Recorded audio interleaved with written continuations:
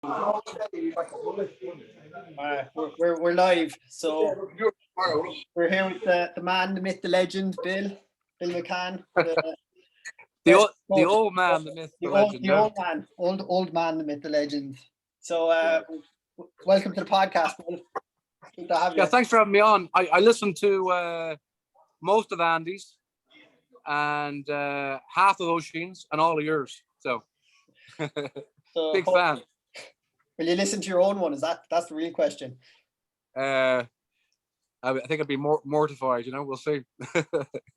What's going on here? Andy, what's the crack? Oh Jesus! What's happening? He was in a bit of. He was in a bit of solo training. There's a good next guest for you right there. So, do you know that you got more questions put to you than Andy or Jason or anybody else? You've had the most questions put to you so far. Is that good or bad? Oh, that's a good thing. Well, I'll tell you what, though. Kieran's got all the questions there. But just before we get started, give us a wee bit of a rundown in your background in martial arts and what you're at now. All right. Well, I was born in Northern Ireland, like yourself. And when I was about 14, I moved to Canada. So everyone over there, is into ice hockey and so on, but I couldn't skate. And they didn't know rugby or football or anything like that, or soccer as they call it. So the wrestling team seemed to be the thing to join. So I joined it to make good friends. So I wrestled in high school and then as an independent, in the college scene. So like probably from when I was 15 to 20, around that age, and great fun. Got to travel a good bit. Very competitive. Like you had to kind of make the team every week. They have a wrestle off. So someone gave you a wonky eye, your weight, Yeah. and he beat you. That he got your spot. So we had lots of matches. Like I'm not embarrassed to tell you. Like I probably had over 200, and probably I wouldn't even had a 50% win rate. So it was like constantly just competing, and it was good fun. Made some good friends, still in contact with some of them, And then as I got a bit older, married an Irish girl, moved back here, married a dub for my sins,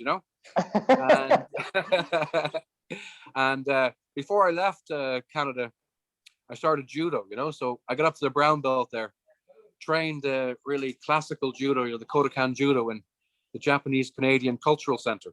So I'm talking about an 8th dan sensei. Before the randori rounds, to do a big drum beat. There was orange blossom trees outside. The windows would open. It was a sprung floor. So what I mean by that is like you could take break falls better, so it got you moving better. And it was the old straw mats, so you could sweep like a foot sweep along the weave, Yes. And had an 8th dan sensei, who would beat you with a stick, like I was a grown man, like And so I did that up until brown belt, and then moved back to Ireland here, and just to make friends, joined judo again, and that's how I met the main man Andy there. So I was chatting to Andy earlier because, like as I say, I've never met you, Bill, and I was chatting to him and I was saying, give me a wee bit about Bill's history, and he was talking just about what you were saying, and he put you in with the sort of pioneers of Irish MMA. He says you were on the scene in and around the same time as Andy and John Kavanagh. You were coming through at the same time, and you were very heavily involved in the beginning. Yeah, well, I'll tell you an interesting story. My first experience with MMA was I was working, in the nightclub scene, and I had one doorman. He's probably 145, 150 kilos. Big black guy, very powerful, and we used to do chin-ups on the coat racks. So one day he broke the coat racks. He's 150 kilos. He says, "Don't worry, my cousin's a welder. I'll bring him over." So this guy comes over in a welding suit with a mask on. You know who it was? Big Daddy Goodrich. You know him? From Pride, UFC.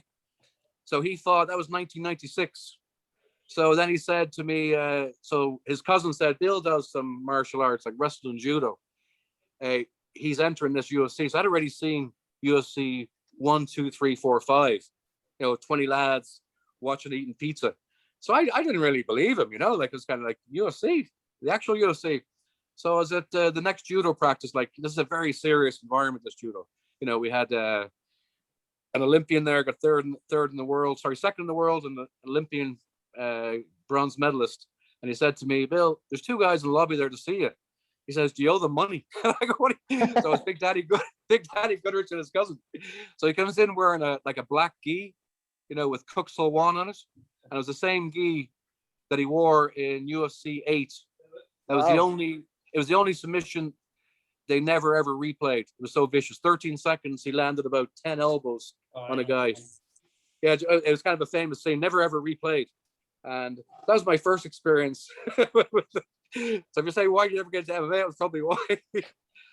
So then he ended up working in our bar for us after the UFC. So I got to train with him a little bit, but unfortunately he's got a bit of kind of dementia now. So I still keep in touch with him a little bit, but he's a great guy. And then when I came here, did the judo, and then Andy said to me one day, said, Bill, I'm doing this Brazilian Jiu-Jitsu. So I said, it didn't exactly, I knew from the UFC, but I didn't know it was actually here. So I went down to SBG and started training there. Great times, So that was back in the early days when, everyone was just kind of figuring it out, And it was some good people down there. Some of them still my friends, We all started out as white belts, and some of them are black belts now, and some teaching full time. So good times back then, And then when Andy, I just kind of followed Andy when he went on his own journey with BJJ Revolution, So that's kind of my background. And you're still heavily involved with the Revolution team and concentrating on wrestling, is that right? Yeah, so I'm a committee member for the Irish Amateur Wrestling Association, and we've good ties with clubs in the north there. Stuart Baker from Barbarians, good friend of mine. I've been up there. They've got a really good program. They're training 2 people for the Commonwealth Games. So we have a good relationship with the north and that association as well. So I'm a committee member and a coach tutor. So I do a lot of the the Sport Ireland coaching courses and the I.A.W.A coaching courses. So we're launching a level 2, and we're putting that together as we speak right now. So that's what I'm kind of doing during the lockdown.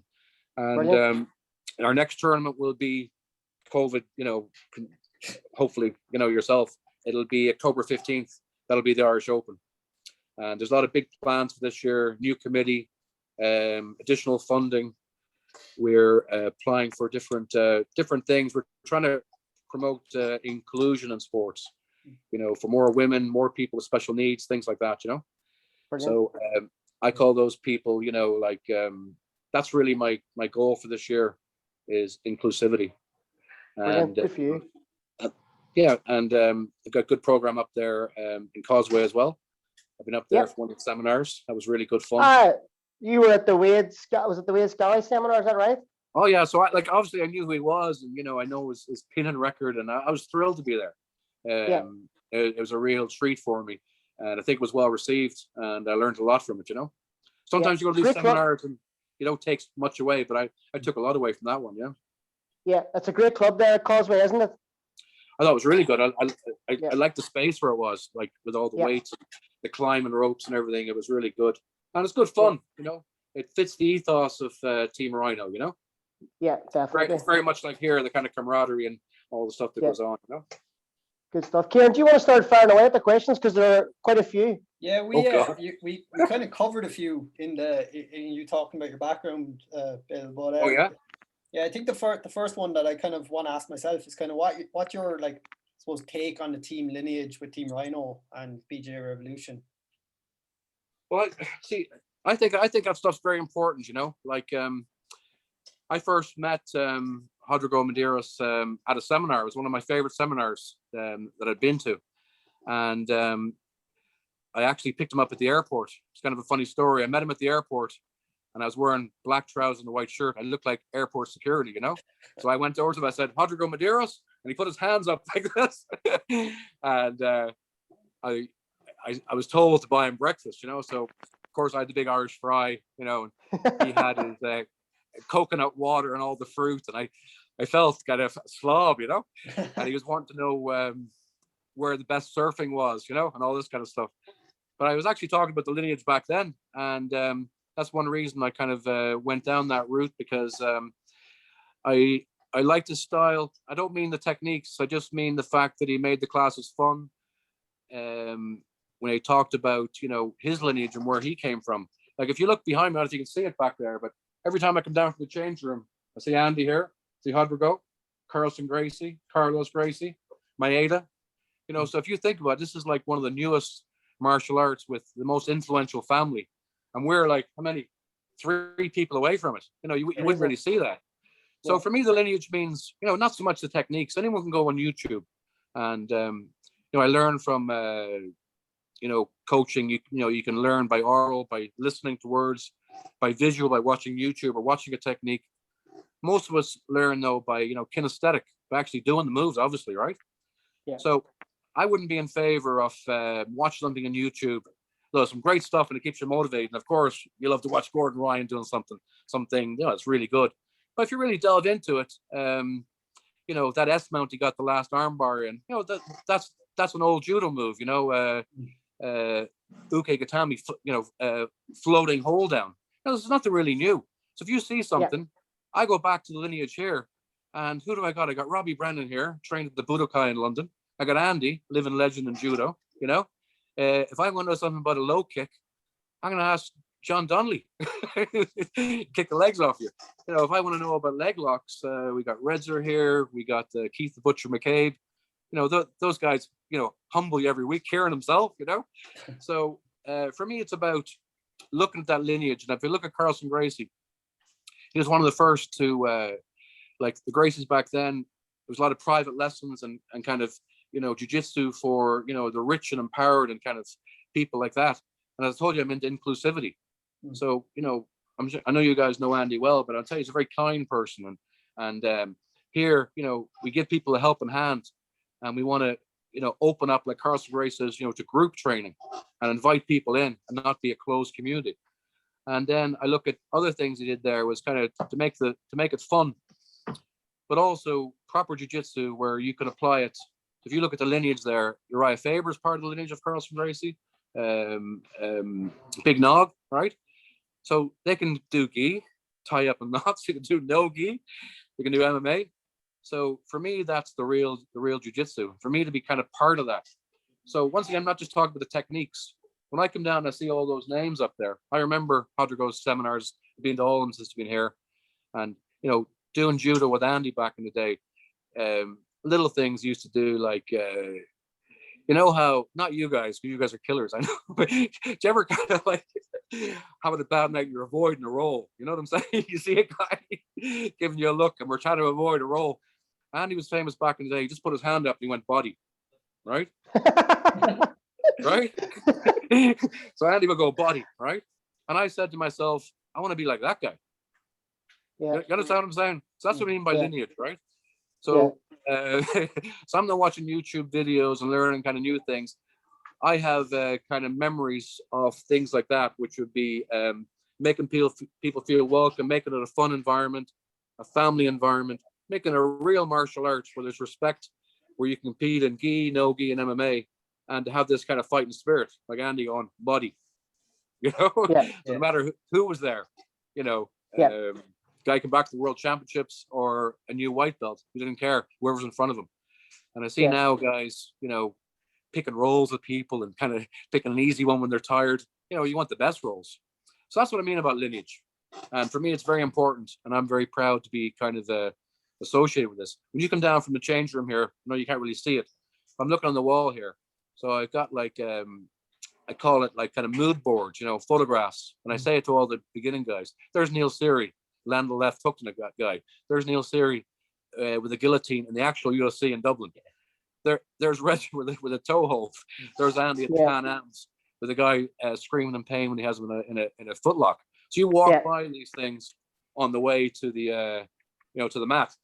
So I'm saying to myself, there's a wealth of knowledge here, and along with affiliates as well. Like if I want to learn something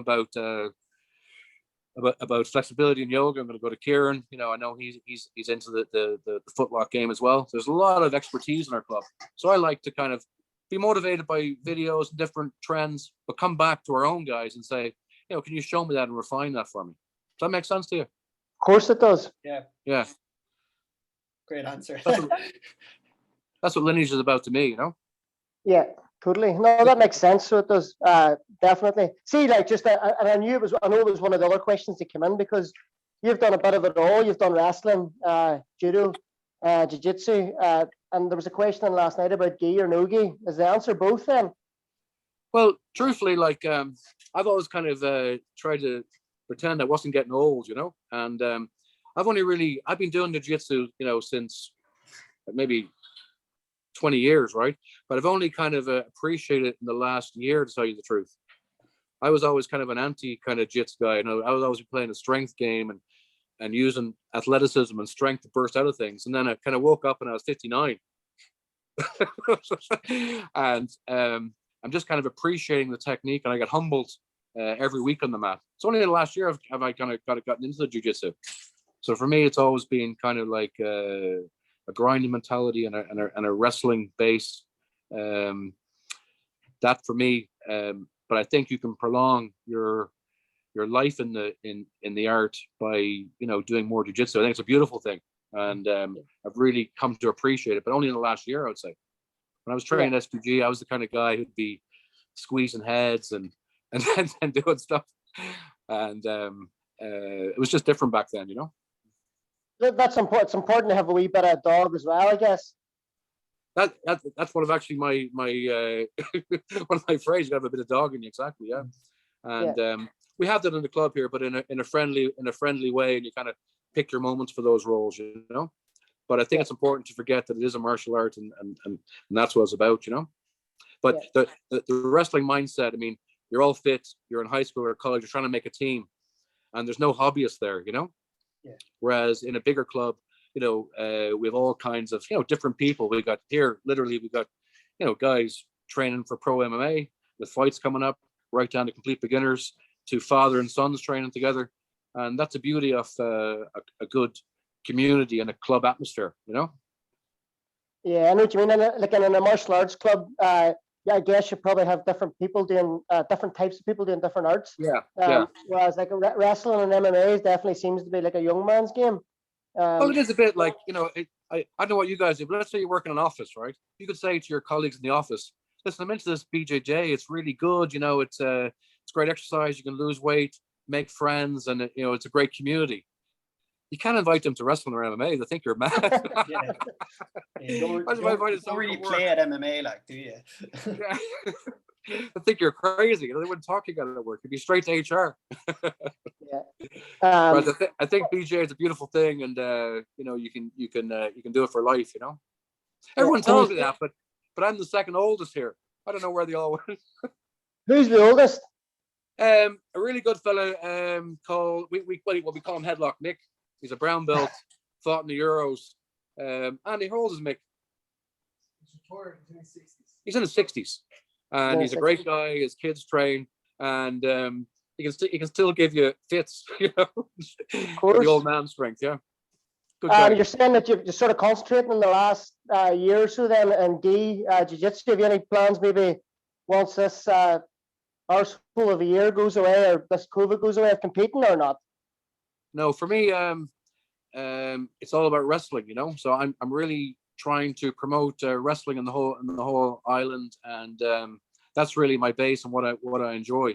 But for me, there's not really a, you know, I know judo has very, you know, good masters and veterans programs, so does the BJJ, but it wouldn't really be something that would be in wrestling.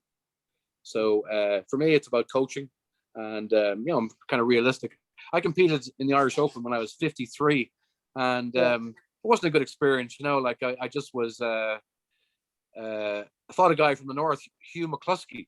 Do you know him? Hugh's one of my good friends. So he lives in the same town as me. Well, Hugh absolutely murdered me a couple of times in the Irish Open. Like I was in my 50s, and one time Hugh went to the Commonwealth Games in Edinburgh. Yeah. So one time he says to me, Bill, he says, this one here, he'd already won the gold, and there are only 5 in the division. But I had to fight him again. He said, we'll just have a bit of a pull around here. I go, yeah, Hugh, great. Then, of course, he get carried away and murdered me again. And no, I find him a very good guy. But those. Did you know that Hugh McCluskey broke an world deadlift record at 17 years old, and the record he deadlifted 320 kgs as a 17-year-old. I know he's a monster, but can you see that was my last kind of competitive experience? How does that work? That doesn't seem fair. That you're in with a young cub. Well, just the way it worked out. But he's a gentleman on the mat, so I'm sure he took it easy on me. But those were good experiences, So now he had a couple of MMA fights as well, Hugh. Yeah, I know that, and 2 wins. He's fought in the Commonwealth. Yeah, we got a couple of other guys. Well, a guy and a girl competing in the Commonwealth Games from the north. The next one, from Barbarians there, TJ Baker. Yes, the name is familiar. Yeah. Stuart Baker, he's the head of the wrestling, and it's his daughter, and then Matthew Elliott as well. So they're both going for that, which would be great, Yeah. Good stuff. Kieran, next question. I suppose we go with do you see any new trends coming up in the future? I don't know, is this in terms of MMA or BJJ, but that's kind of, it seems to be like heel hooks in BJJ and wrestling in MMA, but yeah, well, I'm looking at an MMA there, and I find that there's very little wrestling you can actually do in MMA, and I'm a bit of a nerd when it comes to wrestling. You might be able to tell by that, but I watched one UFC from the Fight Pass prelims right to the main event, and I wrote down just on a little jotter how many double legs were attempted and were successful, and how many body lock takedowns were attempted and successful. And the body locks were 100% more, like double the amount of double legs. So if you think about it, it's kind of come full circle. The early UFC is all about kind of striking, get into a clinch, and then that kind of Kosotogaki, or the outside trip to the thing. But I'm talking more body lock, knee block, take a guy down in side control. So I find that that's kind of a trend now. You look at Valentina Shevchenko there. The night I did that little jotter thing, she got 5 of them in one event. I think you land in a good position, and everyone now can, they're great sprawlers, but I think that is a position that people should be working on. So the body lock and more kind of a Greco clinch game, that would be something that I see. I think it's very advantageous, for jiu-jitsu as well, because when you get that takedown, you're right into side control, and you guys know, because you compete, how many seconds you have to hold that to get side control points. So I think it's, rather than getting a blast double and ended up in a guy's guard, Yeah. So I think that's a trend that I see. Yeah, that makes sense. Yeah, that makes sense. Do you think wrestling in nogi is going to become a trend? Because like I've noticed that wrestling from guard seems to be becoming a bit of a thing. That like wrestle up from open guard essentially. Yeah, 100%. I even though I do follow the Danaher Death Squad there, and their wrestling coach Kyle Sermonera, he trains them. He's in Long Island. His wife is the blonde fighter, Caitlin Kukujin or something like that. That's his wife, and he's their wrestling coach. And he's a world team member. His whole game is based upon those body locks, and I can see influences in Gordon Ryan's style with the underhook and the knee tap. Kind of things like that. Kind of things where you're not fully committing to something where you get yourself in trouble. So I think that everyone's concentrating on wrestling now. Yeah, and for the fitness, as you said yourself, that dog mentality. Yeah. Gordon Ryan seems to be big into this 2-on-1 and the arm drag. Yes, he does. Yeah. I think his go-to though is like an underhook, and he pulls you, and he does like a running knee tap. Right into side control. He gets that a good bit. He almost Terry Cohen does that too. He needs the kind of scissors sometimes as well to set up the knee tap, doesn't he, from the underhook? Yeah, exactly. Yeah. Funny, Kieran, you were chatting about wrestling from guard. Now, you shared a video of one of your scraps a couple of years ago, and I think I saw you were an open guard and you came up in a single leg. Oh yeah, I do that a lot. I play an open guard and I'm hand fighting, and I just come up like ankle tap, or sorry, like hip tap and lift the leg. Yeah. And that catches so many people. That's good, yeah. Well, if you think about like in jiu-jitsu, we end up a lot of time in that dog fight position. So that's where the wrestling comes in, to do like a limp arm, to get us back. Yeah. So these be all kind of like instinctive wrestling things that we work on here, you know. And as you say, very transferable between arts as well. Yeah, listen, all the arts they're all cousins, aren't they? You know, everything's related. I love them all. Yeah. Yeah. Yeah. Next question. I'm gonna like say this two parts. Like, so first of all, Andy, you have to get down to a Saturday with Bill, because it's a fantastic class. Like, it's really good crack, and you learn a lot. Like, I learned an awful lot about my wrestling and how terrible it was when I started doing some Saturdays with Bill. I remember you actually had a good single leg, if I recall. Don't say it's good, it's terrible. I thought you had a good. I remember people by their moves. I thought you had a good snatch single. But Kieran, those Saturdays now have come on to. Andy meets the guys, and he tells them he's buying them breakfast. Before you know it, they're running up the Hoth Hills, right? I'm not doing that. I'm not doing that Saturday. And they're running up the Hoth Hills.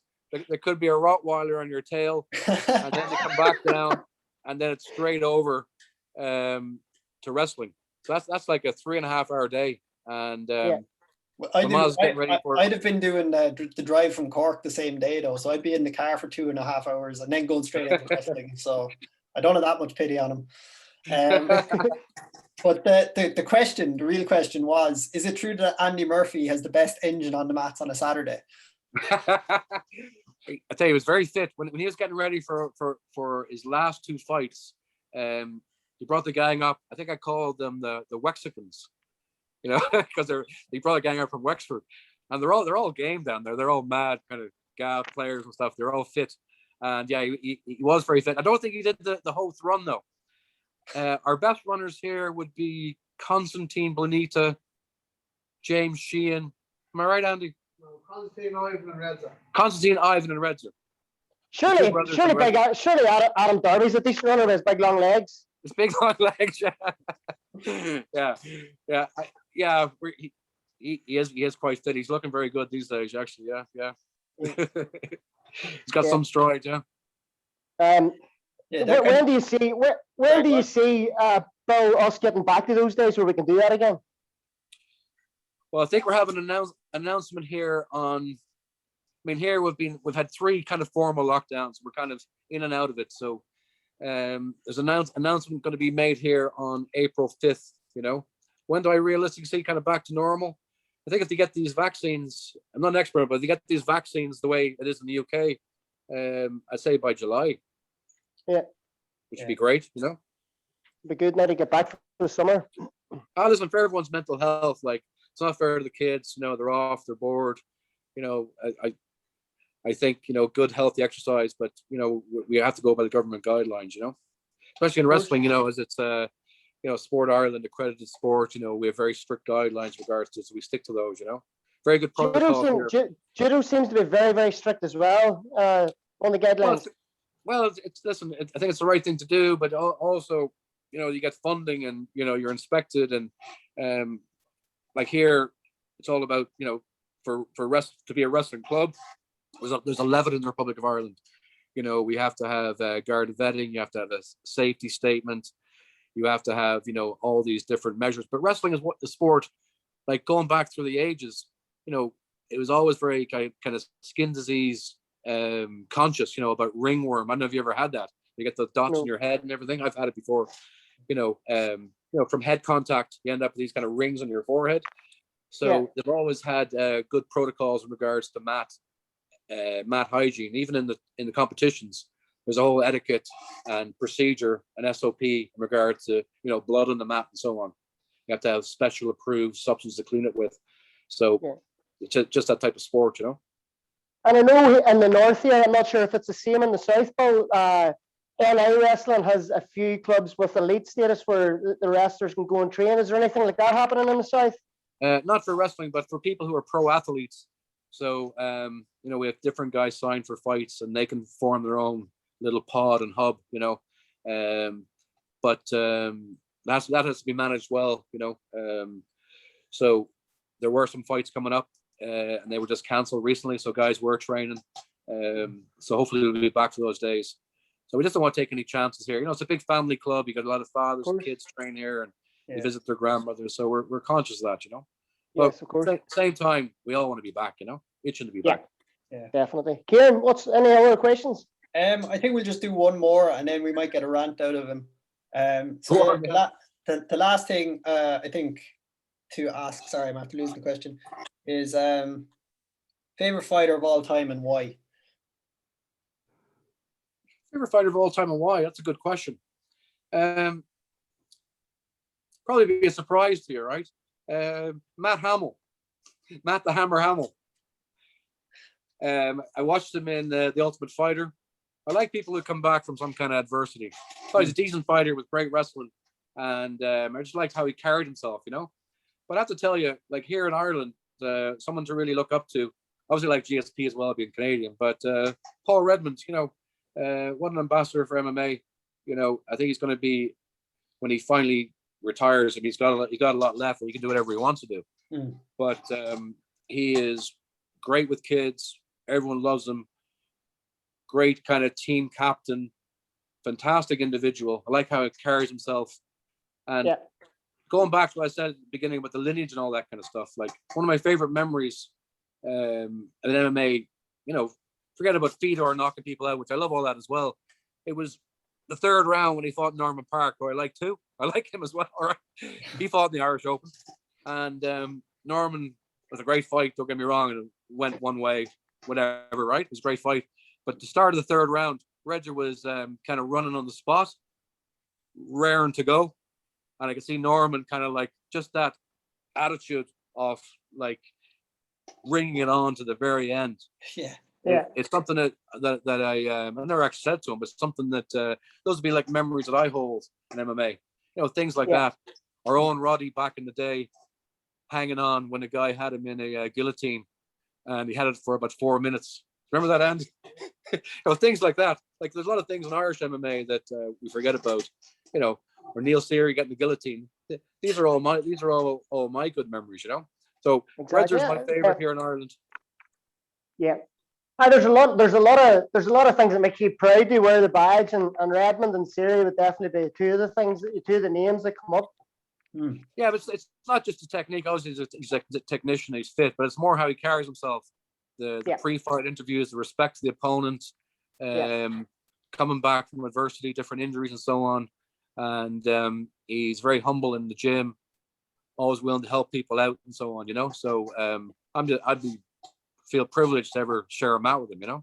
Yeah, it stuck up a photograph on his Instagram a few weeks ago, and it was after the Park fight, and the two of them were sitting beside the cage with their arms around each other, and it just sums them up. That's some photo. That's him. I remember there's steam coming off, and the decision went one way. It's good to see that fight again, but it was a great fight. But it was just going into the third round, how he kind of jogged on the spot and was looking, and he was raring to go. Yeah. It was incredible to me. Yeah. That's brilliant. I wonder, Kieran, can we get around there? What annoys you in martial arts more than anything else? A bee in your bonnet? Well, I think that this is a journey, from when you start. We all have different reasons to start. Could be for losing weight, confidence, camaraderie. Usually it's self-defense, and after a while, you get a few stripes in the belt. Guys kill themselves to get those stripes. Guys kill each other to try to get a stripe. And you kind of forget about the self-defense aspect because, it's not a concern to you anymore, really, by the time you get the blue and everything. And I just find that some guys get a little bit ahead of themselves, and it is a journey, and we gotta kind of stay humble. And I find that people kind of go off on their own way. So going back to that lineage thing, like again, like if you this is kind of my rant, like, so imagine. So I trained with Andy for years, right? So I kind of know his style, the gripping, the throw into an arm lock, and different sequences on the ground, right? So I kind of know that kind of style, and I like it, and it kind of suits it suits me as well, right? But imagine if everyone here went off and watched every kind of YouTube video, and then they pass on to someone else, and it gets diluted and diluted and diluted, and before you know it, it's like French chefs, there's a certain way to make classical dishes, right?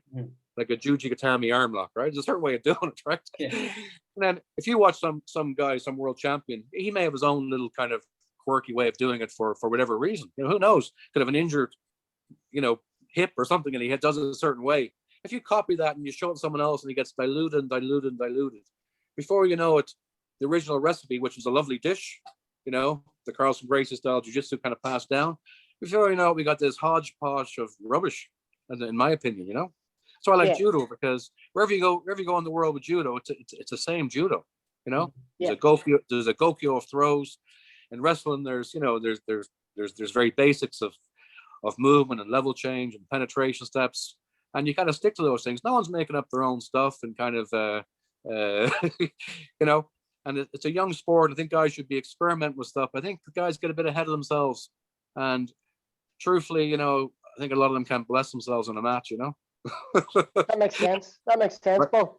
If I could say that to you. And you know, I just think that we kind of stick to what your sensei, you know, your professor, your wrestling coach has shown you. I remember Miles Price, good guy as well. Now he went to A.K.A. and obviously was training with Cormier and Khabib as a wrestler. You know, of course, I love them. So he came back and he showed me this great warm-up sequence. I'll show it to you guys when I meet you. It's a fantastic kind of warm-up to a single leg, and it's a flow drill kind of thing, you know. And then he showed me something that Khabib showed him, right? Khabib, right? And you know, in great detail. Like Miles, you know, he's a professional. He showed it to me for like 40 minutes. And one young fella here, it doesn't matter what his name was. But here's how I do it.